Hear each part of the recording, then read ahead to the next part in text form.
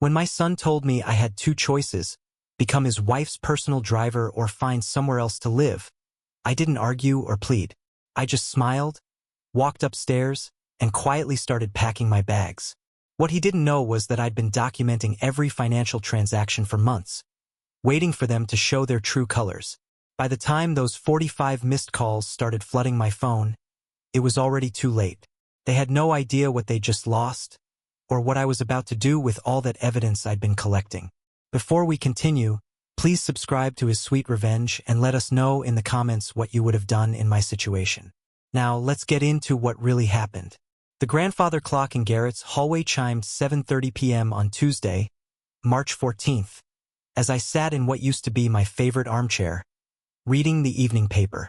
The house was quiet except for the sound of my daughter-in-law Paisley's heels clicking across the hardwood floors above my head. She'd been pacing up there for the better part of an hour, which usually meant she was working herself up to something.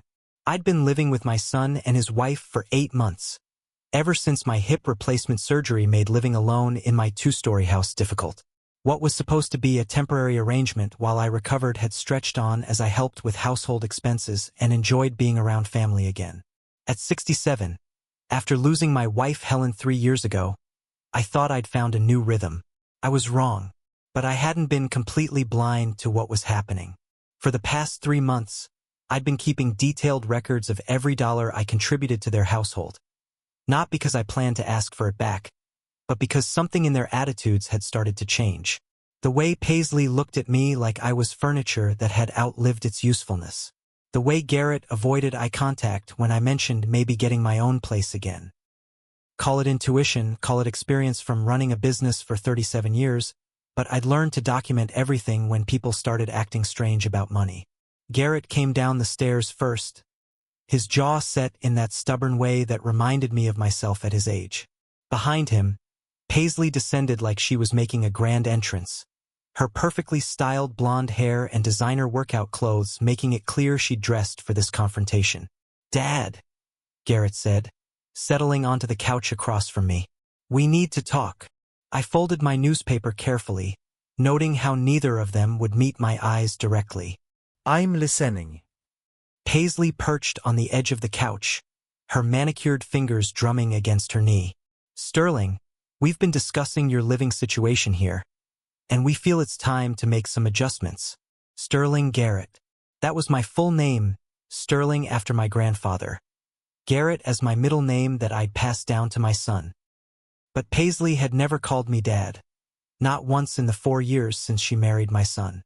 Always Sterling, like I was some business associate she was forced to tolerate. "What kind of adjustments?" I asked, though something in my gut already knew this wasn't going to be a conversation about chore schedules. Garrett shifted uncomfortably. "Well, if you're going to continue living here, we need you to contribute more. Paisley has a lot of commitments, her yoga classes, lunch meetings, shopping trips to Seattle. She needs reliable transportation." "I thought she had a car," I said slowly. "She does." Paisley jumped in, her voice taking on that edge I'd learned to recognize. "But it's a BMW, Sterling. Do you know how much it costs to put miles on a car like that? The depreciation alone is astronomical." I stared at her, waiting for the punchline that never came. "So here's the deal, Dad," Garrett continued, his voice getting stronger as he warmed to whatever script they'd rehearsed.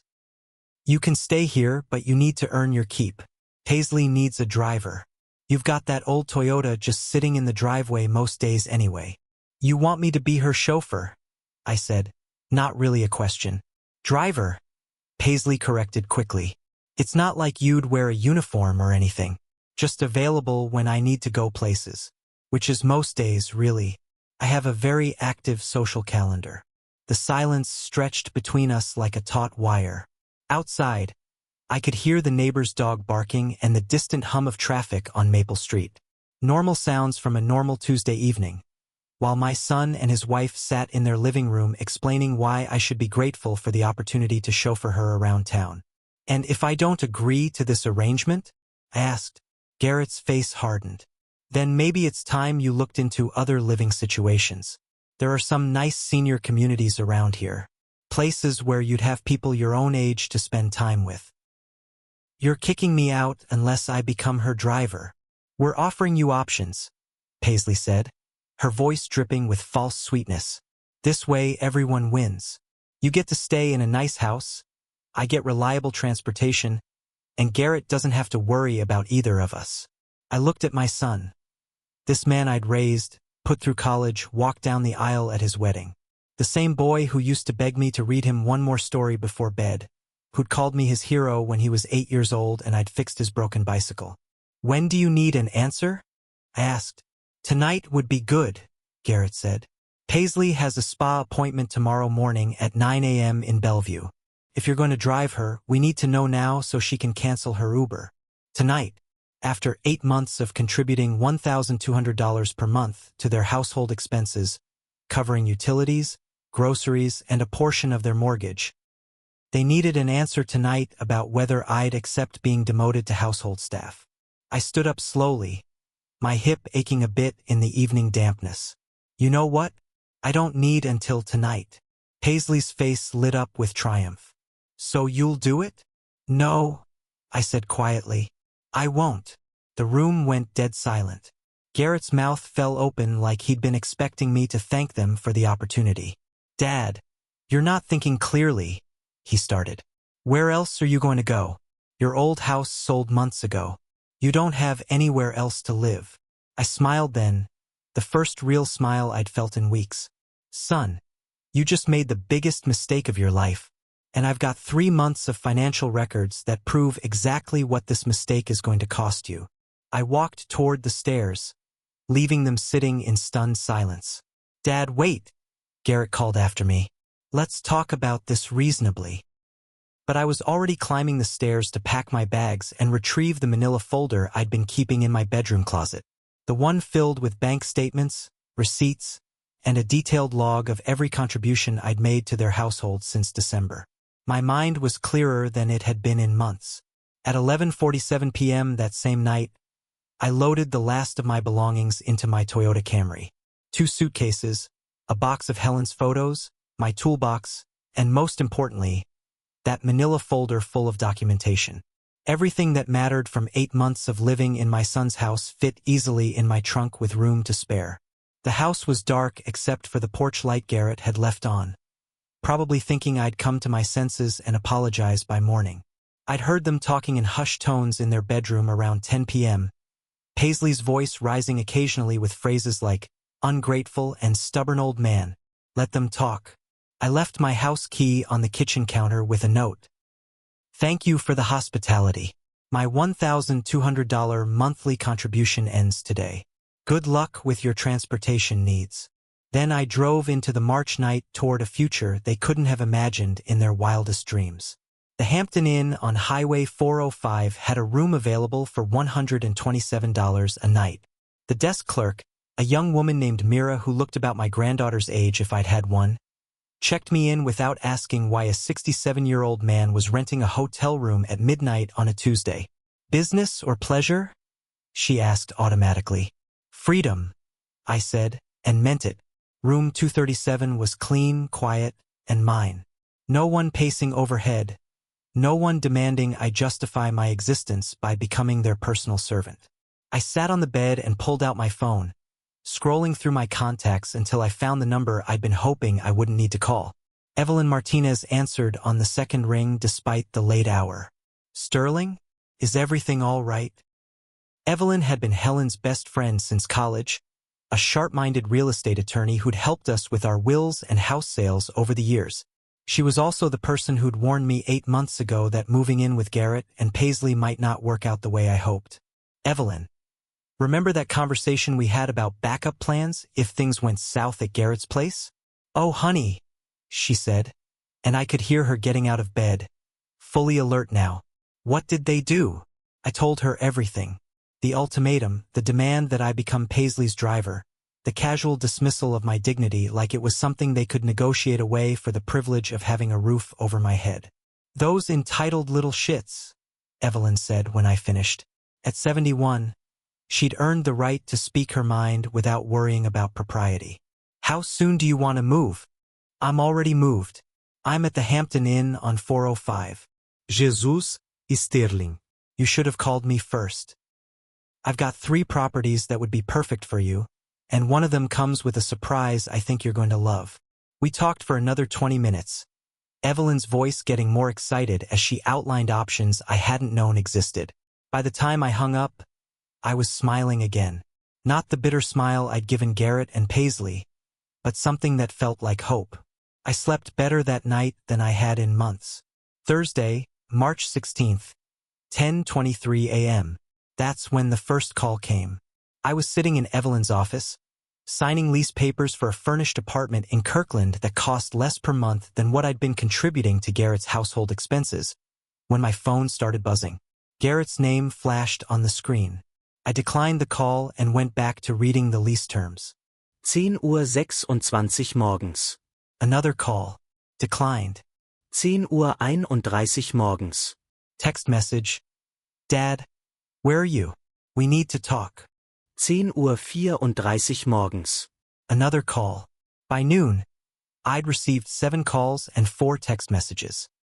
The count had begun. Evelyn looked up from her paperwork, her gray eyes twinkling with mischief. Sounds like they're starting to realize what they've lost. It's only been 2 days, I said. 2 days without their live-in handyman, financial contributor, and emotional support system, she corrected. Trust me, it's hitting them where it counts. She was right. Over the past 8 months, I'd become invisible to them in the way that useful people often do. I'd been the one who fixed their leaky faucets, figured out why their Wi-Fi kept cutting out, and contributed $1,200 monthly to their household budget. More importantly, I'd been the one who listened to Garrett's work problems and Paisley's complaints about everything from her personal trainer to her mother-in-law. I'd been their unpaid therapist, maintenance man, and financial contributor, all while being treated like a barely tolerated houseguest. The apartment comes fully furnished? I asked, changing the subject. Everything you need. Kitchen fully stocked, bedroom furniture, even decent Wi-Fi and cable. The previous tenant was a Microsoft executive who got transferred to London. He left everything behind rather than deal with shipping costs. I signed the lease with a flourish, officially becoming a resident of Kirkland Gardens Apartments, Unit 4B. My new address came with a view of Lake Washington, a balcony perfect for morning coffee, and most importantly, no children who thought I owed them free labor in exchange for basic respect. Friday, March 17th brought 15 more missed calls. The count was climbing, 22 total. Saturday, March 18th delivered 23 additional missed calls and a voicemail that started with Paisley's voice. Sterling, this is absolutely ridiculous. We offered you a perfectly reasonable arrangement, and you're acting like a spoiled child. Garrett is worried sick about you. Running total, 45 missed calls. The number I'd been unconsciously counting toward had arrived exactly as I'd somehow known it would. I deleted the voicemail without listening to the rest. Sunday, March 19th marked 1 week since I'd walked out of Garrett's house. I celebrated by sleeping until 9 a.m., making pancakes in my new kitchen, and taking a walk around the lake without anyone asking where I was going or when I'd be back. The apartment was everything Evelyn had promised. Spacious, quiet, and decorated in the kind of understated elegance that comes from having actual money instead of just pretending to have it. The previous tenant had left behind a library of books, a wine collection, and a coffee machine that made better espresso than anything I'd tasted in a restaurant. At 2:30 p.m., my phone rang again. This time it wasn't Garrett. Sterling? This is Paisley. I almost hung up immediately, but curiosity got the better of me. What can I do for you, Paisley? Look, I think we got off on the wrong foot the other night. Maybe I wasn't clear about what I was asking for. Her voice had that artificially sweet tone she used when she wanted something, like when she'd asked me to co-sign for her new credit card because her score wasn't quite high enough for the limit she wanted. You were very clear, I said.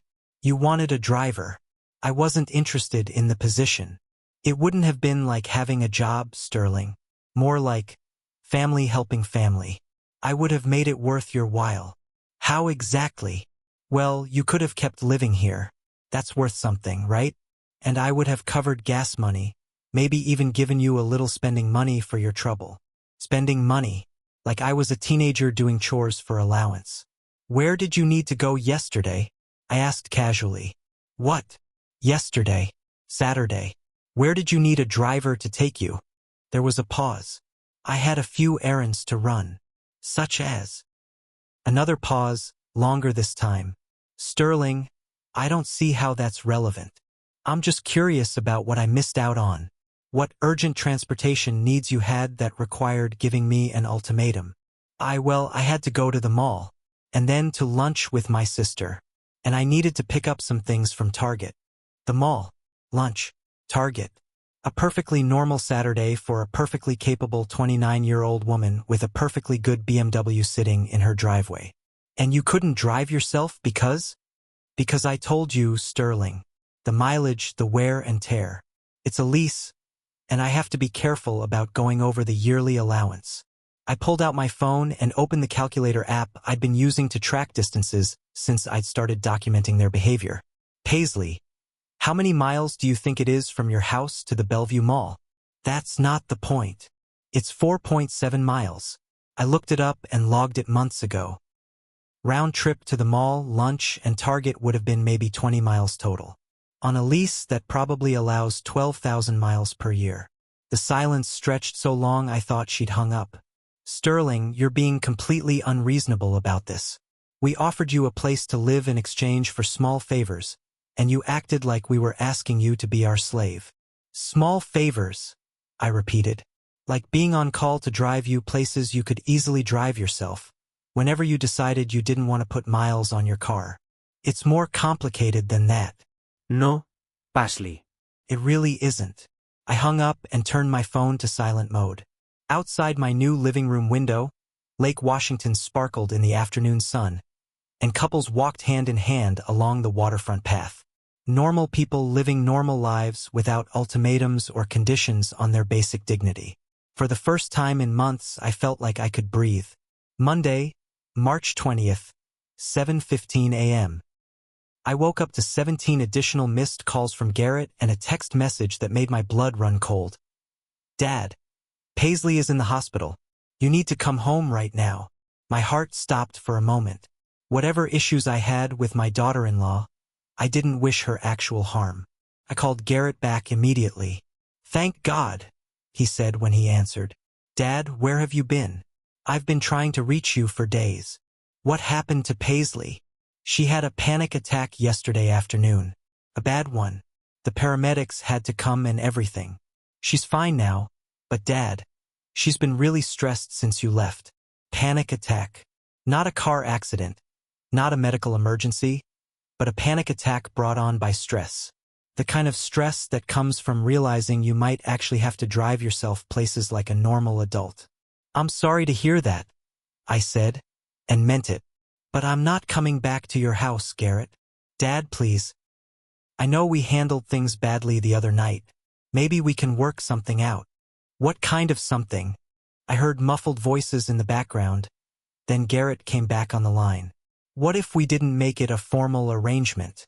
What if you just helped Paisley out occasionally when she really needs it? Like a favor, not a job. And in return, you could move back home. We miss having you here. Home again. And they missed having me there. Not me personally, but having me there, available, useful, contributing $1,200 monthly to their household budget while asking for nothing but basic respect in return. Garrett, let me ask you something. In the 8 months I lived with you, how many times did you ask me to join you and Paisley for dinner when you went out to restaurants? Dad, that's not... We usually went to places that... What does that have to do with anything? How many times? Silence. How many times did you invite me to go with you to visit Paisley's family? Or include me in your weekend plans? Or treat me like I was actually part of your family instead of a roommate who helped with the bills? Dad, you never seemed interested in. I was invisible to you unless you needed something fixed or wanted help with expenses. The only time I became visible was when Paisley decided she needed a driver, and you realized you could solve her problem by making it my obligation. That's not fair, Dad. What's not fair is giving someone an ultimatum about earning their right to basic human dignity. What's not fair is treating your father like hired help and then acting confused when he doesn't jump at the opportunity. I could hear Paisley's voice in the background, saying something urgent and high-pitched. Dad, Paisley wants to talk to you. I don't want to talk to Paisley. Please, just for a minute. Before I could object, she was on the line, her voice shaky and dramatic. Sterling, I'm so sorry about the other night. I was having a really stressful week, and I didn't express myself well. I never meant to make you feel like what you're saying I made you feel like. What am I saying you made me feel like?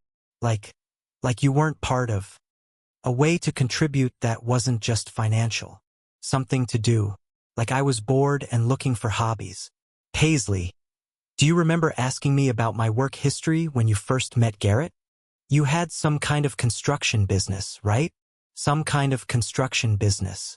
I'd owned and operated Garrett Construction for 37 years, named after my middle name and passed down to honor my son. We'd built everything from custom homes to commercial buildings across 3 counties.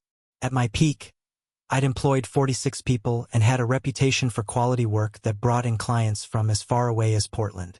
She'd been to the company Christmas parties, had seen the awards on my office walls, had benefited from the comfortable retirement that business had provided me. I built things, I said simply. Big things, small things, things that mattered to people. I solved problems, managed crews, dealt with clients, handled million-dollar budgets.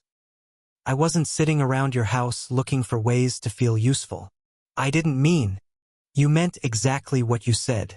You thought since I wasn't earning money anymore, I should be grateful for the opportunity to earn my keep by driving you around town. You turned my relationship with my son into an employment arrangement, and when I declined the position, you had him threaten to kick me out. Sterling, please. I hung up. Tuesday, March 21st, 11:30 a.m. I was reading on my balcony when my phone rang. This time it was a number I didn't recognize. Mr. Garrett? This is Brad Hoffman. I'm a friend of Garrett's from work. He'd used my middle name as my last name, the same name I'd given my construction company and my son. It was a reasonable mistake, but it reminded me how little these people actually knew about the man they were trying to manipulate. What can I do for you, Brad? Look, this might be weird, but Garrett asked me to call you. He's pretty torn up about this whole situation with you and Paisley, and he wanted me to talk to you man to man, maybe help work out some kind of compromise. A workplace friend serving as a mediator. This was a new level of absurd. What kind of compromise did you have in mind, Brad? Well, Garrett told me about the driving thing. Look, I get it. My mother-in-law lives with us, and sometimes the arrangement gets a little tense. But family is family, you know? What if instead of being Paisley's regular driver, you just helped out in emergencies? Like if her car was in the shop, or if she had a medical appointment and was too nervous to drive. Brad, can I ask you something? Sure. If your mother-in-law lived with you and contributed $1,200 per month to your household expenses for 8 months, and then you gave her an ultimatum that she had to become your wife's personal driver or move out, what do you think your mother-in-law would say? There was a long pause. That's not exactly how Garrett explained it to me. How did Garrett explain it? Another pause, longer this time. He said you guys had a disagreement about household responsibilities, and you moved out without trying to work things through. Household responsibilities. That was one way to describe being demoted to chauffeur status. Brad, I appreciate you trying to help, but this isn't about compromise. This is about respect. And you can't negotiate respect. Either it's there or it isn't. Mr. Garrett really misses you. He talks about you all the time at work. How proud he is of everything you built. How much he learned from you growing up. He's just scared he's lost you forever. That hit harder than I expected. If he's so proud of what I built, why did he think I'd be grateful for the opportunity to drive his wife to yoga classes? I think maybe he just didn't think it through. You know how it is when you're trying to keep everyone happy at home. No, Brad. I don't know how that is. When I was trying to keep everyone happy at home, I didn't do it by sacrificing my father's dignity. Maybe you could give him another chance? Maybe he could give me an apology that doesn't come with conditions attached. I hung up and sat back in my chair, looking out over the lake. A pair of ducks floated near the shore, paddling in lazy circles without any apparent destination. Lucky ducks. Wednesday, March 22nd, 2:45 p.m. Evelyn called with news that changed everything. Sterling, you need to sit down for this. I was already sitting, but something in her voice made me grip the armrest of my chair a little tighter. What's going on? I had lunch today with Patricia Wynn. You remember Patricia? She handles estate planning for half the tech executives in Bellevue. I remembered Patricia. Sharp woman, no patience for nonsense. The kind of lawyer who charged $500 an hour and was worth every penny. Patricia's daughter works at the same marketing firm as Paisley. Small world, right? Right? Apparently Paisley's been telling everyone at work about her live-in chauffeur situation, making jokes about how she's got her father-in-law trained to drive her around whenever she doesn't want to put miles on her precious BMW. My stomach dropped. What? She's been bragging about it, Sterling. Telling her coworkers how she convinced you to be her personal driver by threatening to have Garrett kick you out of the house. She called it managing difficult family members and said she learned the trick from some self-help book about getting what you want through strategic ultimatums. The room seemed to tilt slightly. 8 months of thinking I was dealing with entitled but basically decent people, and it turned out Paisley had been planning to manipulate me from the beginning. There's more, Evelyn continued. Patricia's daughter said Paisley had been complaining for months about having an old man living in her house, but she liked the extra money you contributed. She was looking for a way to make you earn your keep without losing the financial benefits. So the driver thing wasn't just about transportation. It was about power, honey. She wanted to turn you into household staff so she could keep your money while putting you in her place. I thought about all those evenings when Paisley had been so friendly, asking about my day, commenting on how nice it was to have family around. All of it had been a setup for the moment when she'd demand I become her employee. And Garrett? Patricia's daughter wasn't sure how much he knew ahead of time, but she said Paisley had been talking about training him to stand up to his father for weeks before the ultimatum. Training him, like he was a dog who needed to learn better behaviors. Evelyn, I need you to do something for me. Name it. Remember that manila folder I mentioned? The one with all my financial records? I need you to make some calls. Find out everything you can about their financial situation. Credit reports, mortgage payments, car loans, everything that's public record. Sterling, what are you planning? I'm planning to find out exactly what they thought they were going to lose when they decided to turn me into their servant. And then I'm going to make sure everyone knows the real story. Thursday, March 23rd through Monday, March 27th. Evelyn worked her magic while I organized my evidence. By Friday afternoon, she'd assembled a complete financial profile of my son and daughter-in-law that painted a very different picture from the successful young couple I'd been living with.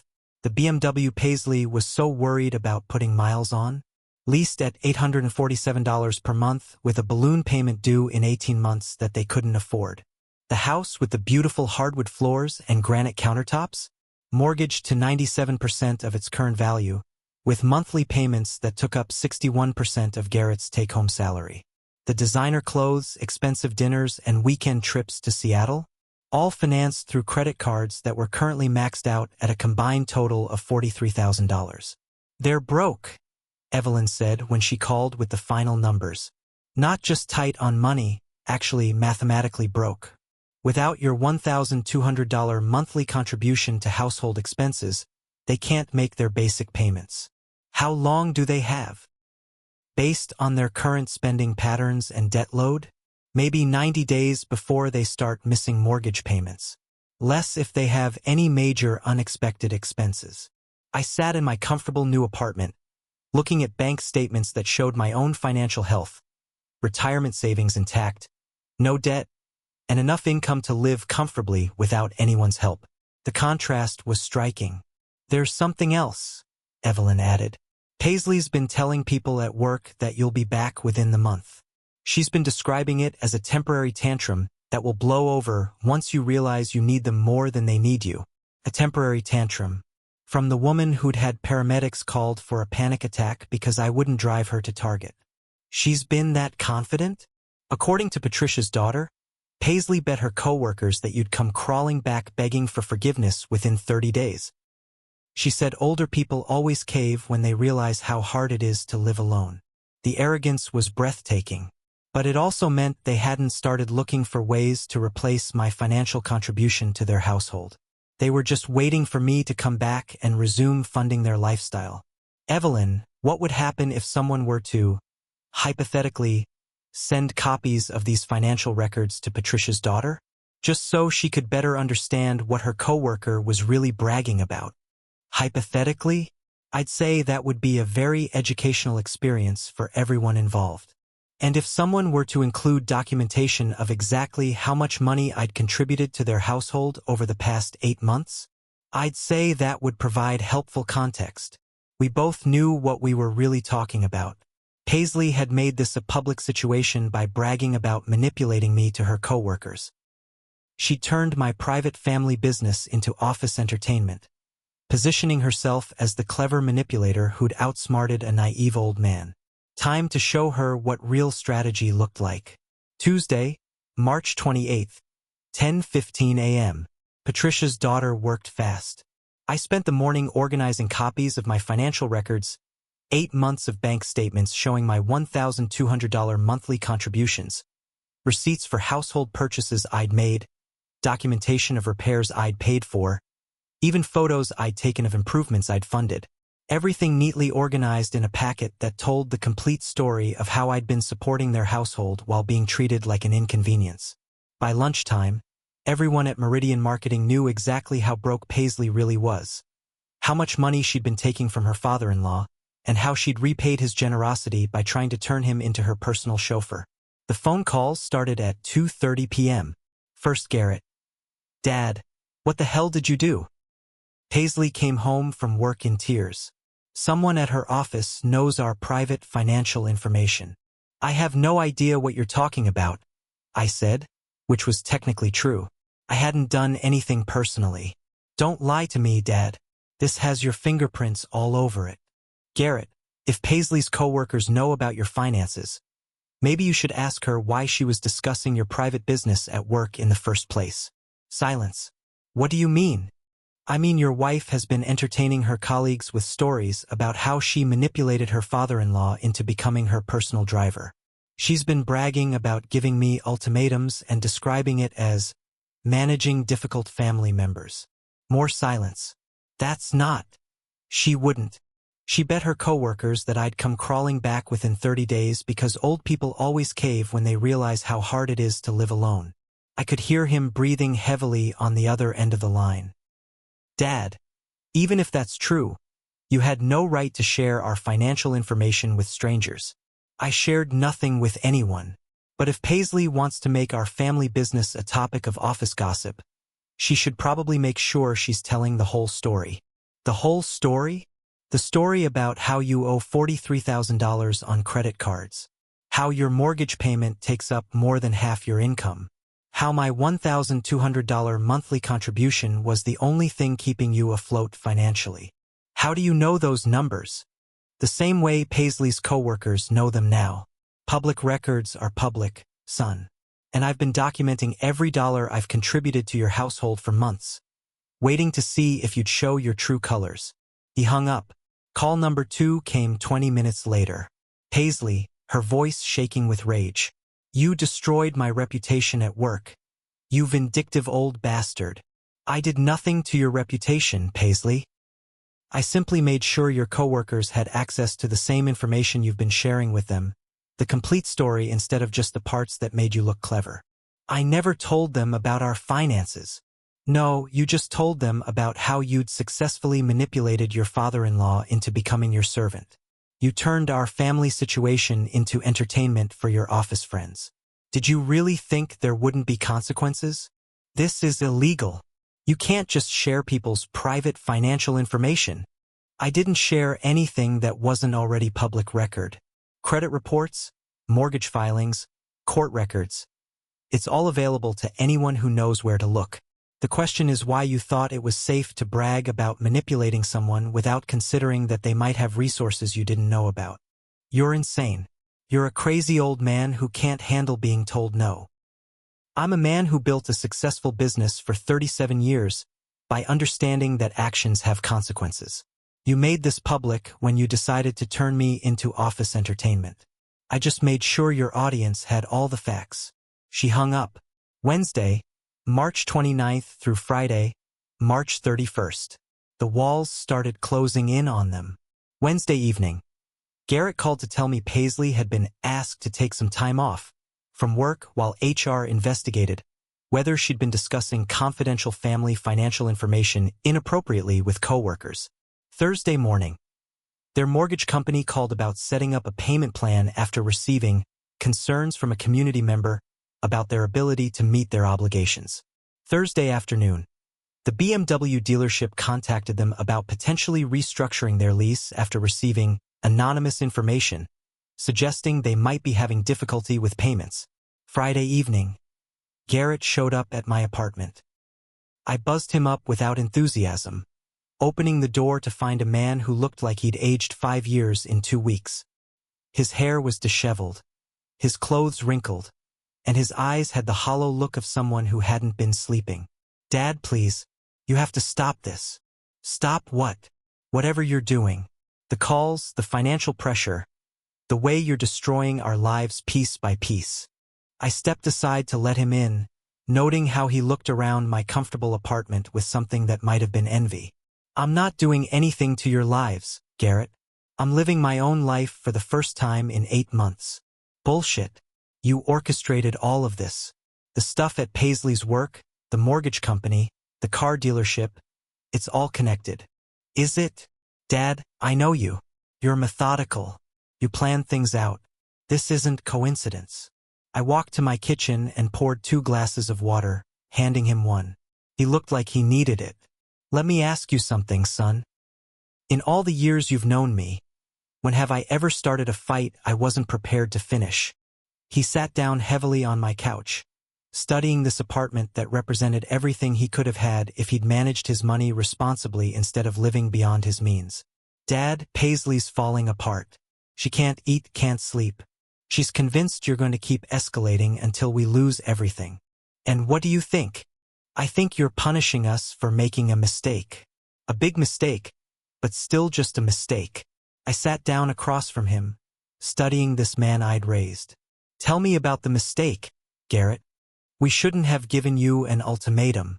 We should have talked to you about Paisley's transportation needs more respectfully. Transportation needs, I repeated. Is that what you're calling it? Dad, please. I know it came out wrong. But, Garrett, stop. Just stop for a minute and listen to yourself. You're still calling it transportation needs. You're still pretending this was about Paisley needing rides to the doctor or the grocery store. Wasn't it? I pulled out my phone and opened the Notes app where I'd been tracking things for months. January 8th. Paisley asked me if I could drive her to her yoga class because she didn't want to look for parking. January 15th. Shopping trip to Seattle because highway driving makes her nervous. January 23rd. Lunch date with her sister because restaurants have valet parking that's expensive. Garrett's face was getting paler with each entry. February 2nd. Drive to the nail salon because it's raining and she doesn't want to get her hair wet running from the parking lot. February 14th. Valentine's dinner because she wanted to drink wine and didn't want to Uber in her new dress. You were keeping track? March 1st. Book club meeting because her book club friends would be impressed seeing her arrive with a driver. March 8th. Grocery shopping because carrying bags is hard work. March 12th. The day before your ultimatum. Paisley spent the afternoon on the phone with her friend Kimberly, laughing about how she'd finally figured out how to get a personal driver without having to pay for one. You heard that? I heard a lot of things over 8 months, son. I heard Paisley complaining to her mother about having an old man in her house. I heard her telling friends that I was useful but pathetic. I heard you agreeing with her when she said I probably didn't have anywhere else to go. Garrett buried his face in his hands.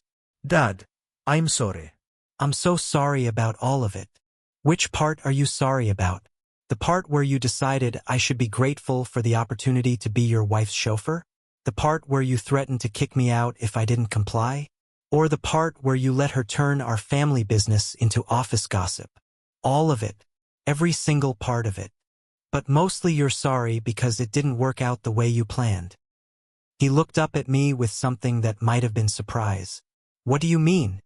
You're not sorry you disrespected me, Garrett. You're sorry I had options you didn't know about. You're not sorry you tried to turn me into household staff. You're sorry I refused to be household staff, and now you're facing the financial consequences. That's not true, isn't it? If I'd agreed to drive Paisley around, if I'd accepted my new role as the family chauffeur, would we be having this conversation right now? Silence. Would you be here apologizing for the way you treated me, or wow? You're going to go home to your wife and figure out how to live within your means. You're going to learn to budget, to make sacrifices, to drive yourselves places like normal adults. And us? Our relationship. That depends entirely on whether you can learn to treat me like your father instead of like a problem to be managed. He stood up too, moving toward the door like a man walking to his execution. Dad, I love you. I love you too, son. But love without respect isn't enough anymore. After he left, I stood on my balcony watching the sun set over Lake Washington. Tomorrow was April 1st. Exactly 2 weeks since I'd walked out of their house with my dignity intact. 2 weeks since I'd stopped being their solution and started being their problem. Saturday, April 1st, 8:47 a.m. April Fool's Day seemed appropriate for what was about to happen. My phone rang while I was making coffee in my peaceful kitchen. No one asking me to fix anything or contribute to anything or drive anyone anywhere. Sterling. Paisley's voice was barely above a whisper. I need to talk to you. I'm listening. I'm at Swedish Medical Center. Emergency room. My stomach clenched despite everything. What happened? Another panic attack. A bad one this time. They're talking about admitting me for observation. I waited. Sterling, I can't do this anymore. The stress, the financial pressure, everything falling apart. I made a terrible mistake. Yes, you did. I know you hate me now, but I'm begging you to come back. We'll do whatever you want. No conditions, no expectations, just, please. I can't handle losing everything. Paisley, you need to understand something. You didn't lose everything because I left. You lost everything because you built a lifestyle you couldn't afford and used me to subsidize it. I know. I know that now. Do you? Because 2 weeks ago you were bragging to your coworkers about how you'd manipulated me into becoming your personal driver. You bet them that I'd come crawling back because old people always cave. I was wrong. I was so wrong about everything. Yes, you were. But being wrong and being sorry aren't the same thing. I am sorry, Sterling. I'm sorrier than I've ever been about anything in my life. What are you sorry about, specifically? I'm sorry for treating you like what, Paisley?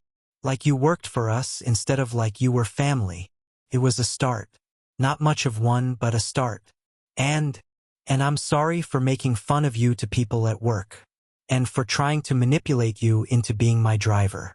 And for convincing Garrett to give you that ultimatum. Anything else? I'm sorry for taking your money while treating you like you didn't matter. I'm sorry for making you feel unwelcome in your own son's house. I'm sorry for being a terrible daughter-in-law to someone who only ever tried to help us. I sat down in my comfortable chair, looking out at the lake where those ducks were still floating in lazy circles. Paisley, I appreciate the apology. I really do. But an apology doesn't fix the fundamental problem here. What problem? You still think this is about me being angry and withholding forgiveness until you suffer enough. You still think there's some magic combination of words that will make me come back and resume funding your lifestyle. That's not. I don't. You're calling me from a hospital bed begging me to come back and save you from the financial consequences of your choices. You're not calling to rebuild a relationship or make amends. You're calling because you need my money. Sterling, please. The answer is no, Paisley. Not because I'm angry, though I am. Not because I want to punish you, though you've earned it. The answer is no, because I finally learned to respect myself enough to demand respect from others. What if we paid you back? What if we made up for all the money and it was never about the money? Then what was it about? It was about treating me like a human being instead of a resource to be exploited. It was about including me in your family instead of just benefiting from my presence. It was about respect, Paisley. Something you can't buy and can't fake and can't manipulate someone into giving you.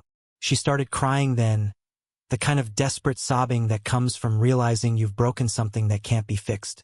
I don't know what to do, she whispered. You learn to live within your means. You get a second job if you need to. You sell the BMW and buy a used car you can afford. You move to a smaller apartment. You do what millions of people do every day. You take responsibility for your own life. And us? Our family? That's up to Garrett.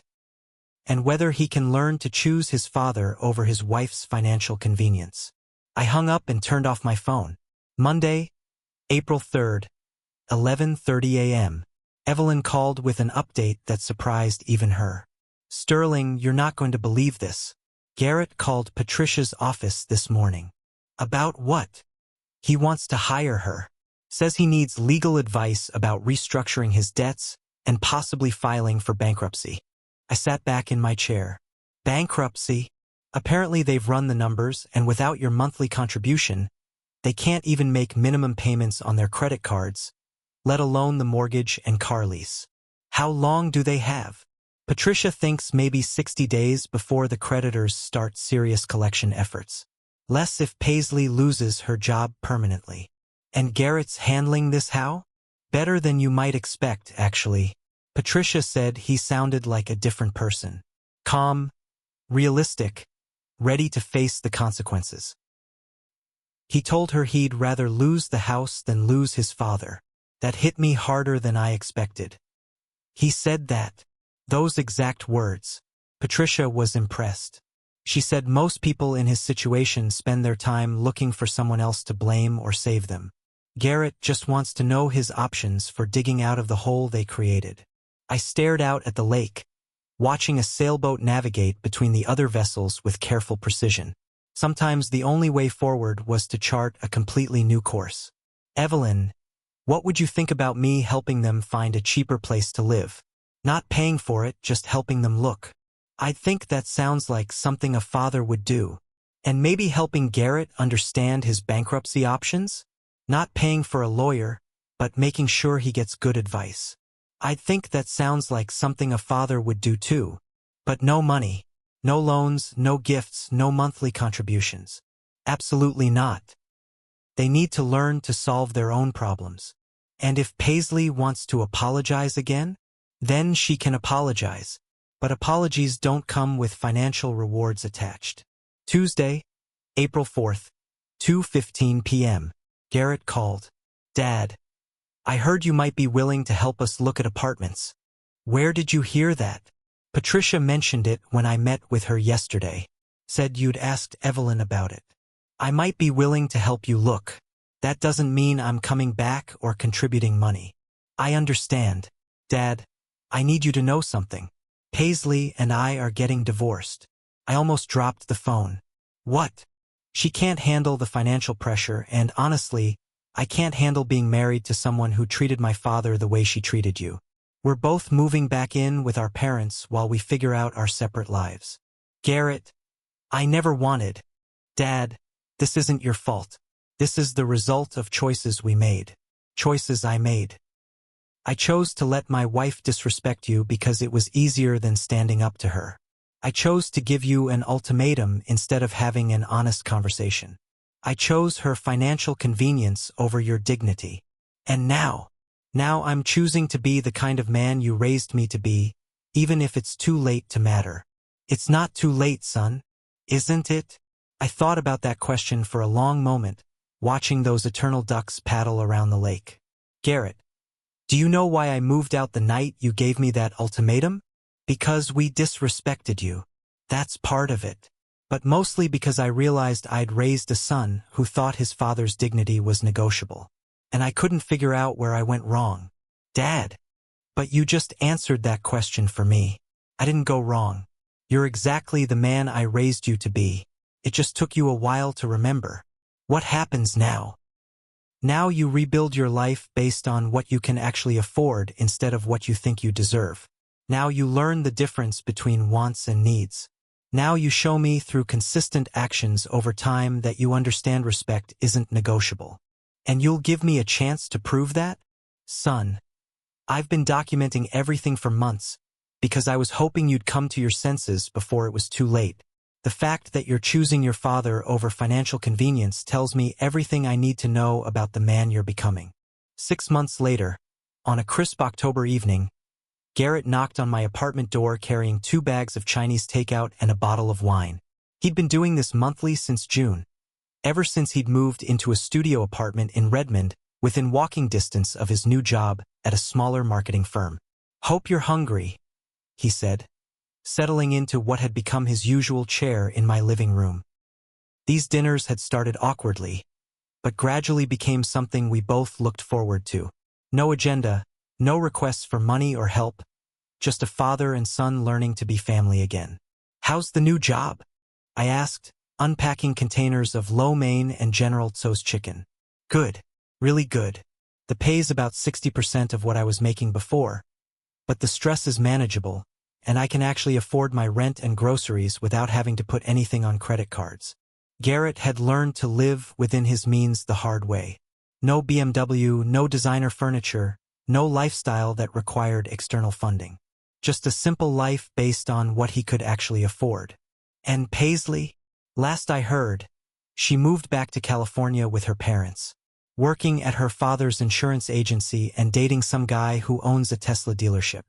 Apparently she's learned to target men who can actually afford to subsidize her lifestyle. Think she learned anything? I think she learned that there are easier targets than stubborn old men with good lawyers for friends. We ate in comfortable silence for a while, watching the October sunset paint the lake in shades of gold and orange. "Dad, can I ask you something?" "Always. Do you think you'll ever trust me completely again?" I set down my chopsticks and looked at my son. This man who'd humbled himself, lost everything, and slowly built a life based on self-respect rather than other people's subsidies.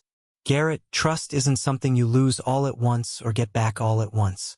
It's something you build with consistent actions over time. And how am I doing so far? You're doing the work. That's what matters. The work. Learning to solve your own problems. Taking responsibility for your choices. Treating people with respect regardless of what they can do for you. Being the kind of man who deserves trust." He nodded, understanding passing between us like it had when he was young and I was teaching him to use tools or balance a checkbook. "Dad, I need to tell you something else." I'm listening.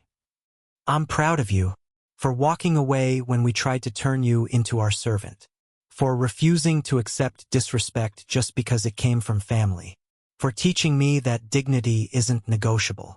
I felt my throat tighten with emotion I hadn't expected. "You know what I'm proud of you for?" "What?" "For losing everything and not asking me to save you. For choosing bankruptcy over begging. For learning that self-respect costs more than any lifestyle is worth." We finished dinner as the last light faded from the lake. 2 men who'd found their way back to each other through the wreckage of ultimatums and pride. My phone buzzed with a text message. Evelyn, checking in as she did every few weeks. "How are things with Garrett?" I typed back, "Better. We're building something real this time." "Good," came her immediate reply. "Real always lasts longer than convenient." I showed Garrett the exchange, and he smiled. The first completely genuine smile I'd seen from him since this whole mess started. "She's right, you know," he said. "About what?" "Real lasting longer than convenient.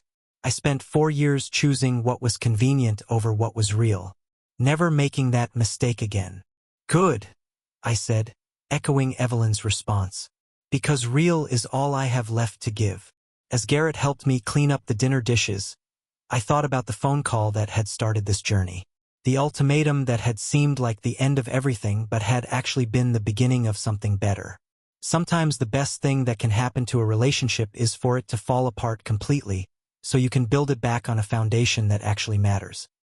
Sometimes the sweetest revenge is simply refusing to accept less than you deserve and waiting for the people who matter to figure out what they've lost. And sometimes, if you're very lucky and you've been smart enough to document everything along the way, they figure it out while there's still time to build something real. If you enjoyed this story of standing up for dignity and self-respect, please hit that like button and subscribe to his sweet revenge. Share your thoughts in the comments. Have you ever had to choose between family peace and personal respect? Click the video on your screen to watch our next story of justice served.